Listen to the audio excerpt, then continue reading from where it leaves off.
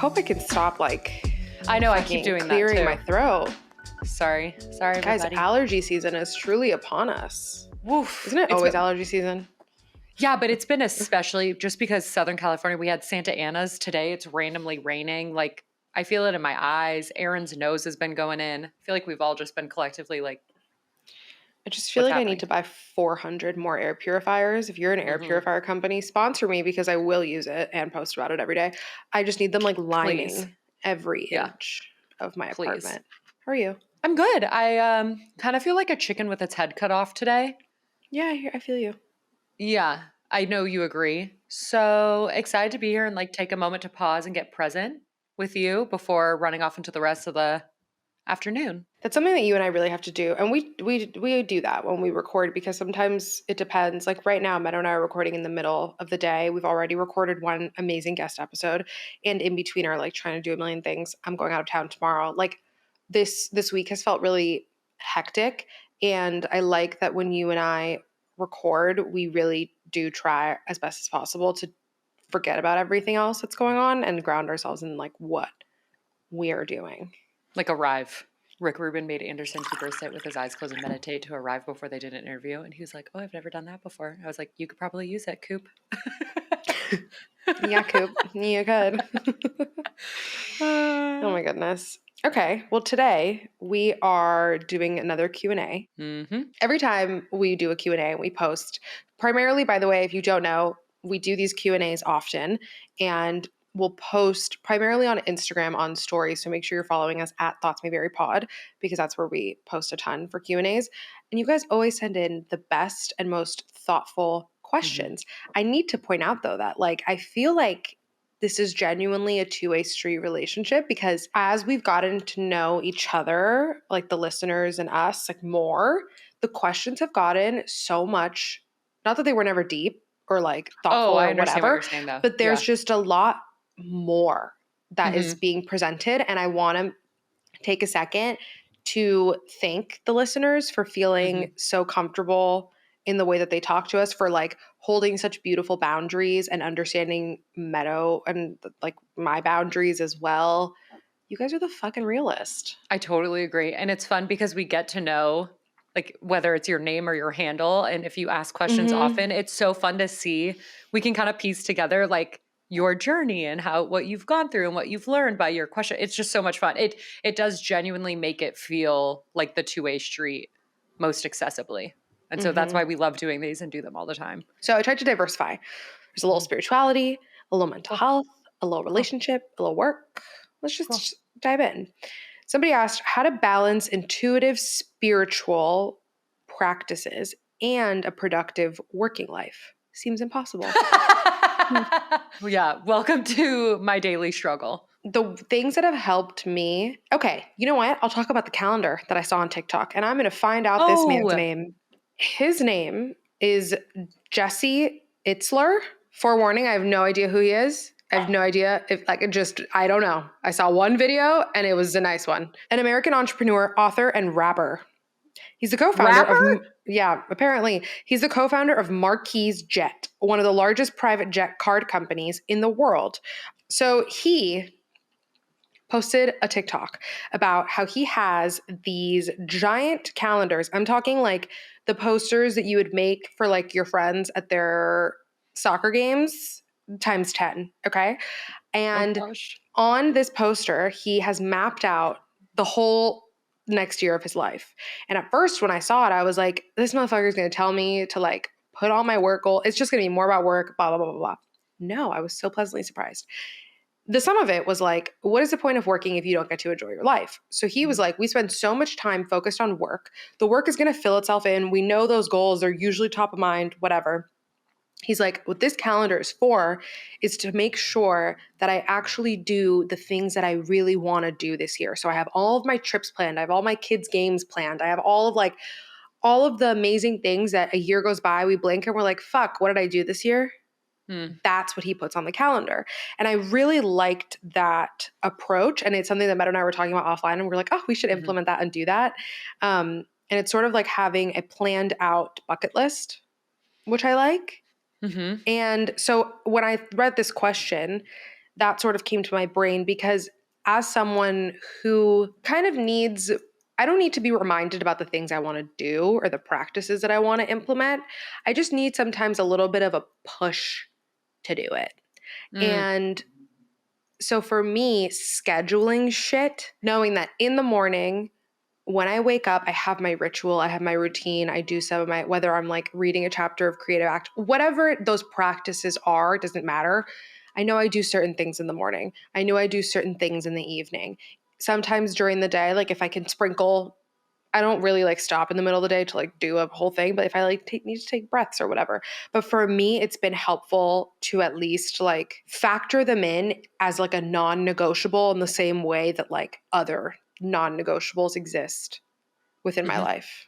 That's exactly what I was going to say. I have a non-negotiable morning and evening routine. It's in my calendar. Gabby has access to it. AM time block that I do all of my like grounding spirituality stuff as bookends of my day because I think they really like set me up for the day and then help me unpack from the day. Plus, it is hard to get some in between. So those are absolutely non-negotiable. I approach them no matter what. If you have to learn to wake up earlier to make it happen, make it happen. And then things throughout the day that are non-negotiable to keep that balance is I have to get outside. Having Mahal was the best way to do this. I have to get outside and be in nature. When I do eat lunch, sometimes it's at different, I was just complaining to Gabby about how like the past week I haven't been able to eat lunch till like the end of the day and I never do that. And so that's been a hard balance, but I'm rolling with it. When I do, I'm off devices. In my morning and evening routine, I'm absolutely off devices. So hard boundaries with technology, getting outside in nature, bookending the routines. Like those are kind of just my quotidian ways of implementing that. Yeah. And I treat it as a non-negotiable and I don't care. Like, I don't care if it's an interview. I don't care if it's like something we want to work with. Like no matter what, it's after this time and before this time. I have to, I have to in order to show up the best I can in the in-between, in the work, in the daily responsibilities. Yeah. And like Meta said, if you have to wake up a little earlier, like wake up a little earlier, whatever it is that you need to do, it's so important. But yeah, sometimes I feel this. I feel like sometimes when there's like a new moon or whatever, and then I'm like, ugh, now I'm just fucking tired. It's dark so early. I don't want to journal all these things. I just want to like watch this show and like go to sleep. So I feel this heavy sometimes where I'm like, oh, I want to do all these things. I just think that I put, I don't know if you do this too, whoever asked this question, like sort of pressure on like, if I'm going to do this spiritual routine, I need to be doing this like thing and like this like ritual for like an hour. Like if I want to be witchy, I need to do this and this and that. It doesn't need to be that way. Like it's the same thing as working out. Like go move for 5 minutes, 10 minutes, 15 minutes, 20 minutes, whatever the fuck you can get yourself to do it. I will. Yeah. Okay. I was like, I have something to add, but I'll just go on and on. Do you want to add it? No, yes. If you're going to even if you're going to make it fast, if you're going to do a spiritual thing, I will say like, as long as you can tap into presence, like it can take 5 minutes tops. Like you can journal for 5 minutes tops, but like, remove yourself to completely commit to it no matter the length of time because that's the way you're going to gain the benefit from it. I guess that's my point. My eyes just watered because I'm yawning. You know when I was little and my eyes would water in school because I'd yawn, everyone would be like, are you crying? So annoying. And I'm like, no, but you're going to be crying. Rude. I used to cry every time I put on eyeliner. Like my eyes were so sensitive to makeup. You can't put eyeliner. Do. I know. Yeah, that's true. Okay. I liked this question. I thought it was funny. If you don't know what to talk about with your therapist, do you just reschedule or go? That is so funny. I always just push myself to go because I end up not shutting up no matter what. Same. Yeah. You'll find something to talk about. Oh, yeah. You sure will. You sure fucking will. And a therapist can prompt you, or you can sit there in silence and then unpack that uncomfortability. Yeah. And if you feel like your therapist isn't prompting you in a way that's helpful, then like that's a cue. Totally. Maybe you need a new therapist. But just because that works for us doesn't mean it works for you. Like if you want to reschedule and you're self-soothing in between, pop off. I think just be honest about why you're rescheduling. Because sometimes like you reschedule because like, yeah, you really like, I'm fine and I don't feel like I'm packing today because like, I don't feel like digging something up that I'm actually like not that uncomfortable about, but I'm just trying to find something to find, like to talk about. Totally. So just like ask yourself, why are you rescheduling? Be clear. Good question. Good question. Okay, moving on to how do you know you've fully healed and moved on from something? Do you have like something that you feel like in your body when you feel like that was my immediate response was like, how do I describe the feeling in my body? I'm not emotionally attached to it. So I feel physically the space between me and the thing. It doesn't bring up obsessive thoughts or ruminating thoughts. It doesn't bring up complicated feelings. It doesn't trigger my nervous system. I can look at it with clearer perspective. That doesn't feel as personal. What's another way to describe it? I feel like I feel that so viscerally when you ask it, and I'm trying to find more ways to Yeah, put me words too. to And I it. have such a clear situation. Oh, really? Tell me. Well, no, I mean, it's like Oh, a I thought you clear meant like situation. example. No, like it's a clear situation that I've gone through that I'm healed from that I can identify. Oh, And okay. I co-sign everything you said. Do you have any other like physical way to describe it? It is such a physical feeling, I feel like. It honestly, I know, isn't fucking annoying of a sentence as this is about to be. It is just such a knowing. You'll Yeah. know. You Yeah. will know. And honestly, too, on top of that, this episode's coming out the week after Sirius's episode. And if you listen to their episode, they said something so amazing. We were talking about hate comments and DMs. And they said, of course, it affects them, but it doesn't impact them anymore. Oh, that was so And I beautiful. Yeah. loved what they were saying about that. So if you want to hear that full conversation, go check out Sirius's episode if you have not yet. But to sum It's it, amazing. yeah, they basically were like, obviously it affects me. I'm not fucking great. Like, of course, hate comments affect me. We're not a but it doesn't. robot. Yeah. We're not a robot, but it doesn't impact me. I don't change my behavior. I don't change the way I think about myself. I don't change the next step that happens after the 30 seconds to 2 minutes that like it affected me. Such a gorgeous distinction. And I thought that was a really interesting way to think about this question. The episode was so fucking good. We recorded that earlier It was today. so good. It was so good. Okay. As two girlies who have been through a lot romantically, go team, but are now in healthy and happy relationships, how did you maintain hope and faith that you would eventually meet someone and be in a great relationship? I would love to hear your perspective on this because you have helped me keep my heart open and stay hopeful and remain hopeful, but I've never known you single. Yeah.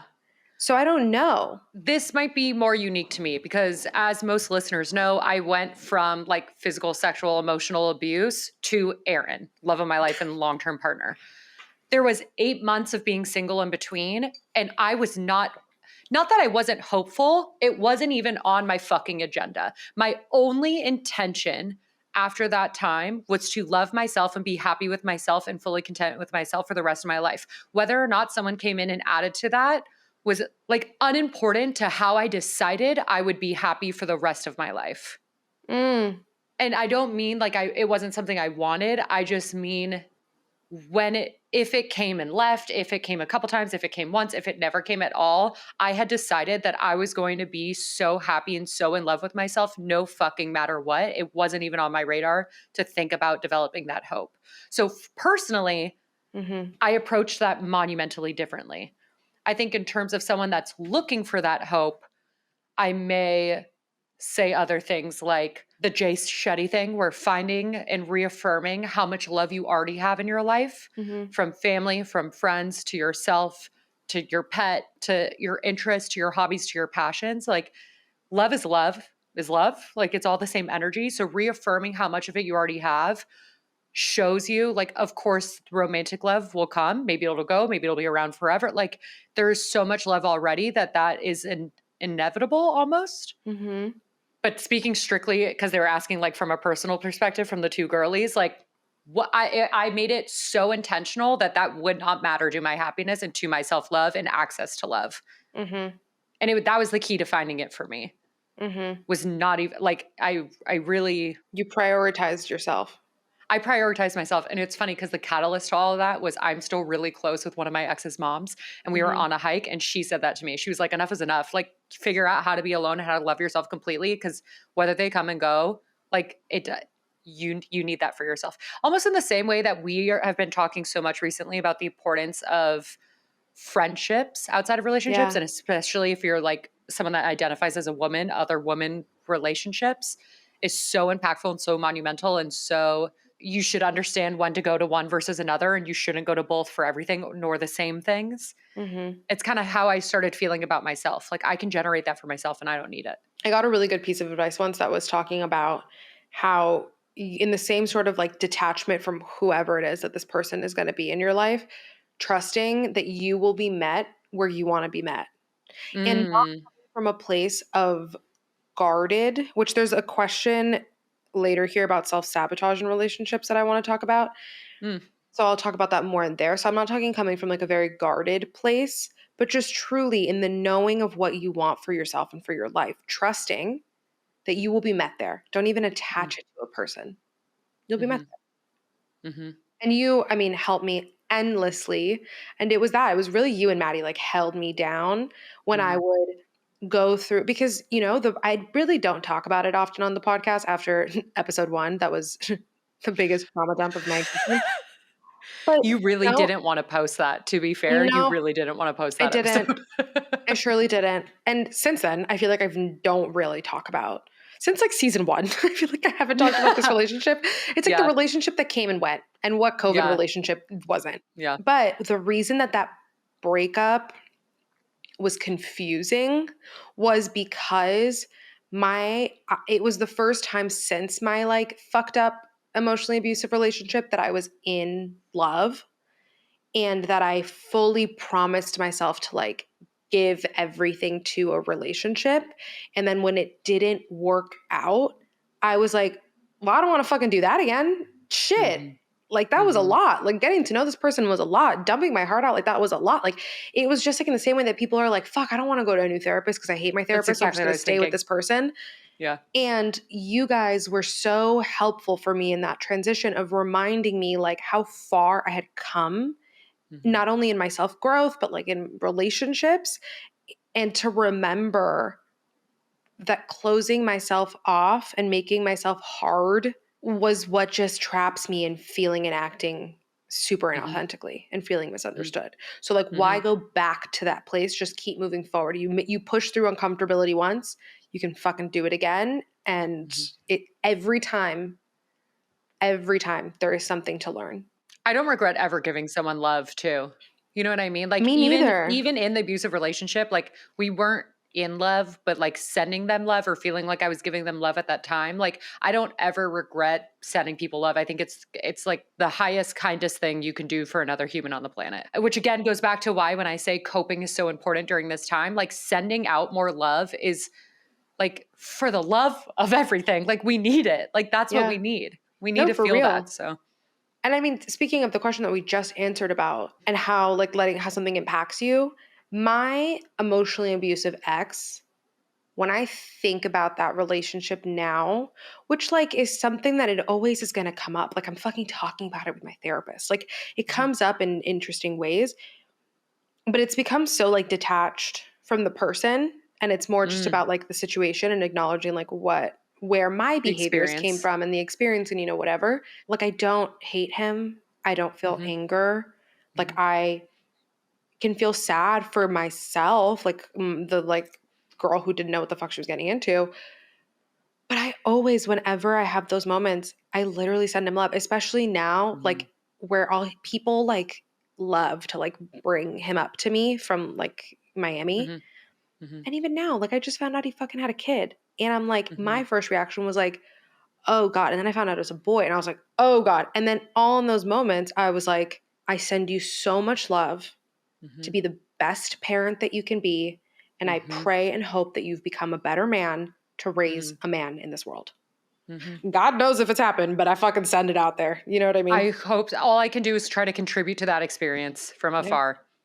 If absolutely. people don't know, I don't think we've ever talked about her on the podcast just because why, but I'm in love with Megan Fox. And it's not because she's the hottest person on the planet, but it's because the way she talks about spirituality and mental health and witch shit is like the most authentic and grounded and aligned with me I've ever Mhm. heard a celebrity talk about it. Like if Yeah. I ever see her in person, I'm just gonna be like, yo, the way you fucking ride for the witches in the spirituality community, like you hold it the fuck down from a public facing perspective. And I'm obsessed with her, but she just wrote a book of poetry. And so she's been promoting it a lot. And she went on Drew Barrymore and talked about how she will never hate her ex, which is her baby daddy, and will only try to speak highly of him and speak of him with love, especially in front of the children, which is reminds me of how Kim talks about Ye, Hmm. because her children, he is in their DNA, he's in their cells, Yeah. he's in their body, he's a part of them. And for her to reject him is for her to reject her kids. And like, she will never show her kids that she rejects any aspect of them. And that feels such a part of this kind of idea to me. Yeah. Like, no matter what, like continuing to just feed that love, do the Ho'oponopono prayer if you have to, like do whatever you have to do. But like, it's the best thing it's the best way to make you feel that detachment and you feel that groundedness that we're speaking to in our body moving forward. And again, always reiterating, like, nobody deserves or called in any sort of abuse or any sort of anything like that. And thinking about the experience that I went through, I am so unbelievably grateful that I went through that, because I know I would not be the woman that I am if I had not gone through that whatsoever. Trauma can show us our light. Like in the deepest depths of our darkness, we find how strong our light really is. And I'm not saying you can do that in the moment. In fact, if you haven't seen my TikTok that is popping off for myself, thank you very much. You're doing great. Like, your actual brain can't comprehend that in the moment. Like if something you think is bad that you're going through, you have to see it as bad and hold space for those feelings. We're talking about in the healing process, in the aftermath, having such a connection to the depth of your pain, the depth of your shadow, the depth of your trauma is what shows you how fucking strong your light can be. How to cope effectively when opportunities or projects don't work out. Feel your feelings. Again, if you don't know how to do that, I posted a TikTok about it. That's super helpful. Guys, Meadow is popping the fuck up on TikTok. Tell everybody what your handle is. It's Metalark. Great. Same on Instagram. Go fucking follow her. Her TikToks are great. Thanks. I'm really just trying to be a team player. It's all just to get people to come to the podcast. That's literally like, if you're here and you found me through there, for the love of God, thank you. Because the only reason I'm there is to get you here. Like truly, I don't want to be there. But I did post like a step-by-step explanation of how to feel feelings. So like, feel your feelings. I'm trying to think, there was one that like really fucking hurt me that I talked about recently on here. The one that kind of got the rug pulled out, the job offer that got the rug pulled out for me before I moved to Mad Happy. I did feel all the feelings. I did like, and by feeling all the feelings, I do the practice that I said on TikTok, but I'll also obviously like journal about it. I'll unpack it with someone that cares about me. I'll think about it, whatever. And then if you're already implementing a lot of those practices in general and building that muscle in general, you may have that space of awareness to see things without yourself so attached to them. So like sleeping on it, not acting on it, not responding in an angry email, whatever, giving your space to feel the feelings, go through the whole ride. And then sleeping on things, like tapping into that meditation, tapping into that awareness of the space in between, you can see things with more clarity to one, see like if there is something you could have done better or if it really had nothing to do with you. Two, how it probably wasn't meant for you and misdirection is redirection or whatever. So I guess I would just say meditation, but you should be doing that always because it'll make it easier to get through times like this. Journaling, talking to friends, holding space for your feelings. Do something physical because I feel like emotions really come up in your body. Do something physical. 100% do something physical. Do you have any other coping tips that I didn't No, mention? I think those are all things that I do. Because I'm thinking about one specific instance that happened recently. A job that I didn't get. And I was bummed. But it was very clearly shown to me and illuminated, like, thank God. But what helped me cope was literally just everything Meadow said. Like, allowing myself to feel the feelings and then, like, not throwing myself a pity party and, like, keeping it pushing. Yeah. So, like, allow yourself to feel. But also then allow yourself and force yourself to keep it pushing.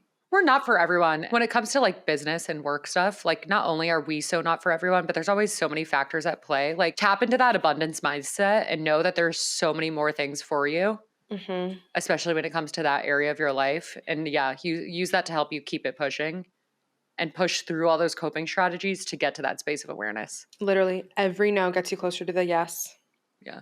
That's what I always remind myself. If you have a mentor, it's also really helpful to talk the shit out with a mentor. Again, another case to get a mentor. We got a question about mentorship. How to seek mentorship, which I love. I love me some mentorship. I have thoughts on mentorship. Can I just do my meet cute with my mentor and then you do the actual tangible, helpful stuff? Sure. So I was consulting for Lonely Ghost and Bronson, my friend, who's one of the co-founders, had always said like, oh yeah, this guy Kingman when I go to LA, Kingman, he worked at Stance and all these different Element and all these different things. I just always heard the name Kingman over and over and over again. I was like, cool, excited, can't wait to meet him. And then we did like a retreat for planning the next year of Lonely Ghost or whatever with a few people. And he was there, and watching him talk to the team and watching his expertise, I was like, oh, fuck, this guy is fucking cool. Like, he's cool. He gets it. He's aligned. Like, the way he talked about philosophy and spirituality in business, in marketing and storytelling, I just like was like, oh, this guy gets it. It's not like I necessarily stayed in touch with him. Like, I think we add each other on Instagram and we kind of chat, but it's not like we were like super in contact. And then months went by, other things happened in my life, different pieces fell together. And I was just like, I do need a mentor. And I was like, I don't know who that would be. And then I thought about Kingman, and I thought, it's not like he does the same exact things I do, but his approach, his philosophy, the life experience he had was so impactful and monumental. And I learned so much from him. I literally like cold emailed him or maybe texted him, I don't remember, and was just like, hey, I don't even know if you do this. I don't know if you have the bandwidth for this. I've never had a mentor and I really want one. And I would love if it could be you. Like, are you ever open to having a conversation about that? And he immediately said yes, took me under his wing, like had a whole protocol. Like, he really believes in giving back. So it just worked out super seamlessly. But at the end of the day, I found someone that I thought expanded my worldview that I really appreciated. And I asked, I'm looking for mentorship. Would you be that for me? Or would you perhaps know someone to connect me to?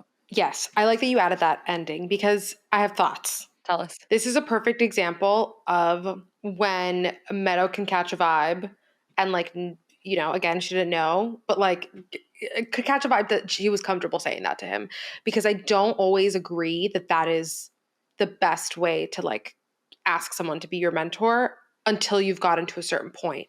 Because I think, okay, before I even get into that, I think there's a big misconception, right? Mentorship is such a hot topic word right now and like such a buzzword. And I don't want people, we literally just talked about this at the panel that I moderated. Do not feel like you need to have a mentor in order to have permission to do anything that you want to do in your career. Yes. Period. Yes. Yeah. Like, we know we're all talking about it now. We're forever students. It's amazing. It's amazing. It's amazing. Keep it pushing until that day comes.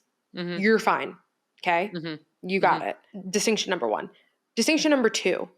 Mentorship does not need to be somebody that you know in real life. It could be someone you've never even fucking met in your life that you admire. Totally.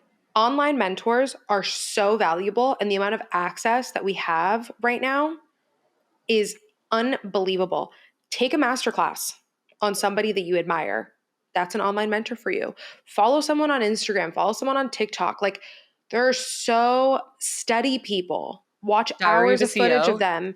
Diary of a CEO. Jay Shetty. Like, there's incredible podcasts, YouTube videos, TikTok, Instagram, like masterclass. There's so many amazing resources for you to have these online mentors where you can study and learn from people. And I am fucking obsessed with how easy this access has become. I know. Because oh my God, we love democratizing knowledge. Yeah. It's so exciting. It's amazing. So don't get caught up on that if you live in fucking bumblefuck wherever and you're like, I'm never going to be this. Don't get caught up on it. Okay? Mm-hmm. Also, you can have multiple mentors. People that fulfill different things, different needs, different whatever. Okay? And then also, bringing it back to what I said about the way that Meadow messaged Kingman, that ultimately is a great message to send of like being clear about your intentions. Now, I think that like, again, it worked out with Meadow, and Meadow reads people really well and catches a vibe very well. I think if like it's someone that you don't really know and that hasn't been like primed to the fact that like that's why you're being connected, I need people to understand that mentorship is a two-way street. Like they also want to learn something from you, and you need to add value in some way as well to the relationship.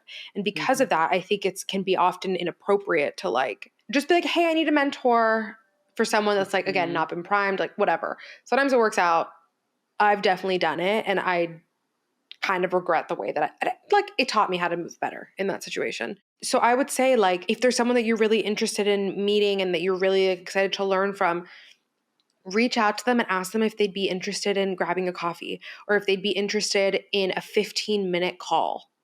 Like, I'd love to learn more about XYZ. I'd love to connect with you. I'm really interested in XYZ and whatever. Like, do that, start to gain the relationship with somebody. And then sometimes it becomes this like, there's a lot of mentors in my life that I've never been like, hey, can you be my mentor? Like it has just happened.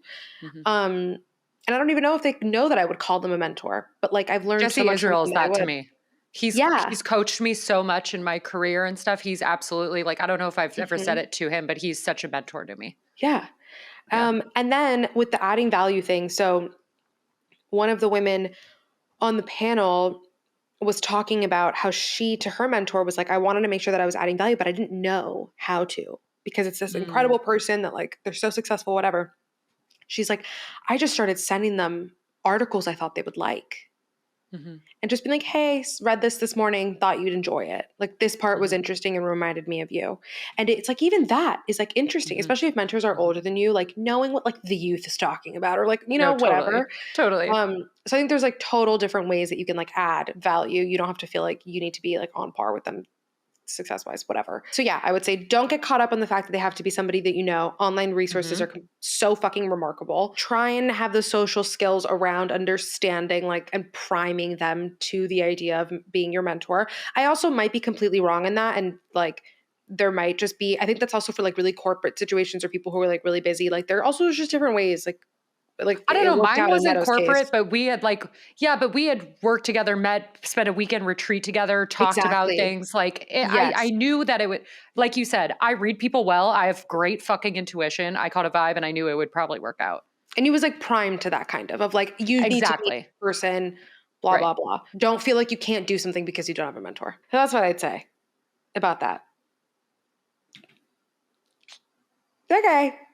This That was was fun. great. Well said. Thank you for that advice. This was a short and sweet one today because, like we said, our brains are a little and we got stuff to do. But we love you all. We hope you're holding space for yourself and navigating being a human being on the planet. It is always hard. It's always like there's always different stuff going on. Like meet yourself where you're at, hold space for yourself, show up for yourself and other people in the way that feels good to you. Rely on those coping skills. Make those self-care routines non-negotiable. Hold space for your feelings. Thank you so much for being here. We appreciate every single one of you. Yeah. Be sure to follow us on Instagram at ThoughtsMayBeVaryPod, as well as TikTok if you're interested on there. Please subscribe to our YouTube channel. It means so much to us, and we love seeing your shining faces over there as well. We post full-length video episodes of all of our episodes. Come to Patreon if you want a good time. We always have our downloadable digital manifestation journal, Co-Create, available on our website and in the show notes. She's holding it down for me recently. What is Co-Create? Co-Create, yeah. Sometimes if I recently have been doing this thing where I don't journal with her, but I meditate with her. So like rather than using them as journal prompts, I read through a couple things and then I go into a meditation with those as primed things for just me to sit with. And it has been... I love that. Yeah. So yeah, all the above. Give that a try. Thank you so much for being here. Ciao. Love everyone. Bye.